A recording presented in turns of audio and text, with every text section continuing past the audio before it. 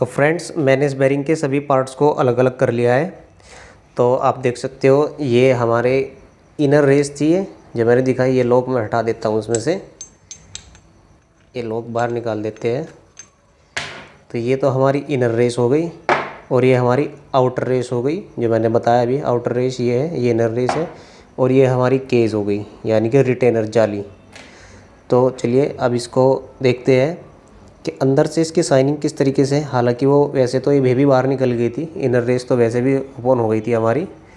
तो अब देखते हैं इसमें, इस तरीके से देखिए। अब आपको शाइनिंग दिख रही होगी। बेरिंग की जो शाइनिंग है, जैसा कि मैंने बताया, बेरिंग फोर्जिंग से बनते हैं, और फोर्जिंग में भी एक हाई कार्बन क्रोमियम स्टील के बने हुए होते हैं, और इन पर हाईली पॉलिश्ड होती है। एक टफ़ हॉट फोर्जिंग के बाद, मेटल को टफ़ करने के बाद, इस पर इसके हीट ट्रीटमेंट अलग से और किया जाता है। हीट ट्रीटमेंट करा जाता है इसको टफ़ और इसकी स्टिफनेस अच्छी खासी रखने के लिए, और फिर इस पर हाईली पॉलिश्ड की जाती है। तो देखो इस सरफेस में कितनी चमक लग रही है। इधर जहाँ पर मैं उंगली लगा रहा हूँ, ये देखिए, यहाँ पर अब कुछ स्क्रैचेस और गड्ढे पड़ चुके हैं। तो जैसा कि मैंने बताया कि वह बेरिंग लगभग 3.5-4 साल पुराना है, तो इस पर रखे रखे भी जंग आ गया।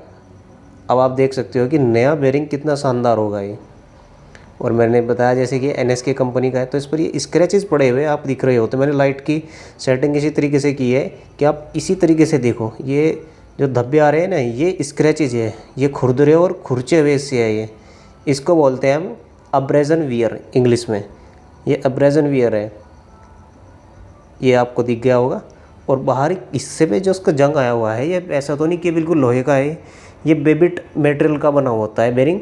और बेबिट मटेरियल हमारे टिन बेस होते हैं, कुछ लेड बेस होते हैं, कुछ फास्फोरस बेस्ड होते हैं, और कुछ एजी यानी कि चांदी पर आधारित होते हैं। 99% तक चांदी भी होती है बेरिंग में, लेकिन ये वो वाला बेरिंग नहीं है। ये आपका टिन बेस बेरिंग है। टिन में आपका लगभग 88% टिन हो गया, या 80% टिन हो गया, या 90% तक टिन हो सकता है। फिर उसमें 8% या 5% आपका एंटीमनी हो सकता है। ये मटेरियल का नाम है। जैसे लोहा, प्लास्टिक, तांबा होता है ना, इसी तरीके से वो भी एक मटेरियल है, एंटीमनी वो होता है। फिर इसमें कॉपर होता है 3-4% के आसपास, और फिर इसमें हमारा कुछ माइनर परसेंटेज में कार्बन भी रहता है। तो इस तरीके से ये हार्डन स्टील का बना होता है बेरिंग, मतलब हार्डन स्टील भी होती है इसमें। इस तरीके से कंपोजिशन से बेरिंग बनता है। तो इस पर जंग लग जाता है फिर भी। अब ये आपकी आउटर रेस थी, ये हमारी इनर रेस है। तो इनर रेस में हमारे खांचे गहरे होते हैं इसमें, ये थोड़े से गहरे खांचे हैं इसमें। और यहाँ पर आप देखोगे, देखो यहाँ पर भी काफ़ी रगड़ लगी हुई है, क्योंकि इसमें रोलर चलते हैं ना। ये रोलर मैंने दिखाया था, ये रोलर इस तरीके से चलते हैं, इस पर ऐसे मूवमेंट करते हैं।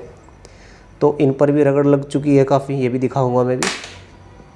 ये इनर रेस ऐसी है। तो मैंने इनोवा का, टोयोटा इनोवा का अगले पहिए का बेरिंग है, पूरा खोल के दिखा दिया आपको कि किस किस तरीके से क्या क्या चीज़ें होती है। वैसे बड़ा मजबूत है बेरिंग, ऐसा वैसा बेरिंग नहीं है। ऐसी वैसी गाड़ी में आपको देखने को नहीं मिलेगा इतना हैवी बेरिंग। अब इनोवा का वज़न ही गाड़ी का लगभग 1.8 यानी कि 1800 किलो के आसपास इनोवा गाड़ी का वज़न है। तो देख सकते हो आप इस पर। ये जो कॉलर है, इनको कॉलर बोलते हैं।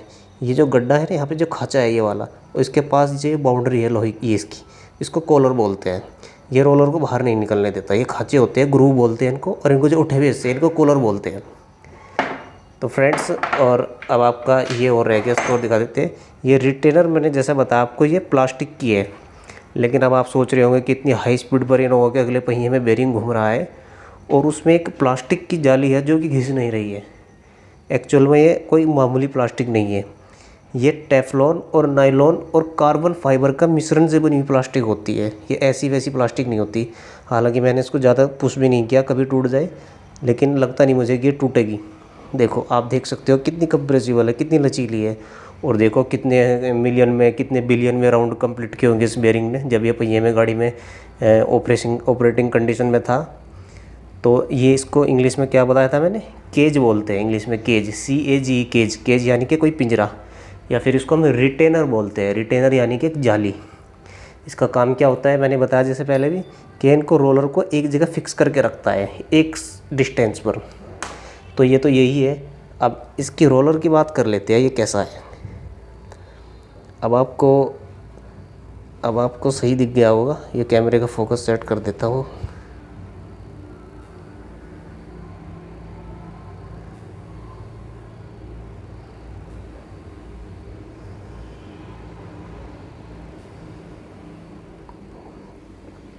फ्रेंड्स अब कैमरे का फोकस सेट हो गया। तो ये टेपर रोलर है, बिल्कुल सीधा नहीं है। अगर आप इसको देखोगे तो ये वाला हिस्सा पतला है और ये वाला मोटा है, और इस पर भी स्क्रैच आए हुए हैं। देखो आप दिखे होंगे आपको स्क्रैचेस। अब मैं इसको घुमा घुमा कर शाइनिंग में दिखा रहा हूँ, इस पर स्क्रैचेस आ गए। ये स्क्रैचेज ही है जो हमारे बेरिंग के ख़राब होने का कारण बनता है, और ये सॉलिड स्टेट में ही होता है। ठीक है फ्रेंड्स, और ये इधर हमारे ये इसमें थोड़ा सा स्लोट होता है ताकि फ्रिक्शन क्रिएट ना हो और हीट ट्रीटमेंट इसका सही हो सके, हीट इससे आर पार आसानी से निकल सके, ताकि कूलिंग कंडीशन में भी रहे, मतलब ज़्यादा गर्म ना हो, ज़्यादा हॉट ना हो, जिससे हमारा मटेरियल पिघल कर बेयरिंग में वेल्डिंग जैसी कंडीशन ना हो। जी हाँ, वेल्डिंग भी हो जाते हैं बेयरिंग कभी कभी, आपने देखा होगा। जो घटिया क्वालिटी के, चालू क्वालिटी के बेयरिंग होते हैं, उन पर जब लोड बहुत ज़्यादा होता है, इस तरफ ये इनर रेस होगी, इसके ऊपर जब आउटर रेस आती है ये वाली, इस तरीके से ये आउटर रेस आती है, तो प्रेशर इतना ज़्यादा हो जाता है कि बेयरिंग गर्म होकर के, लाल होकर के और पिघल के वहीं चिपक जाता है, एक तरीके का वेल्डिंग वाली कंडीशन बना लेता है। तो फ्रेंड्स, मेरे पास इस वीडियो में इतनी जानकारी थी। अगर आपको वीडियो अच्छी लगी हो तो ज़्यादा से ज़्यादा लाइक करिए और चैनल को जरूर सब्सक्राइब करिए। Thank you.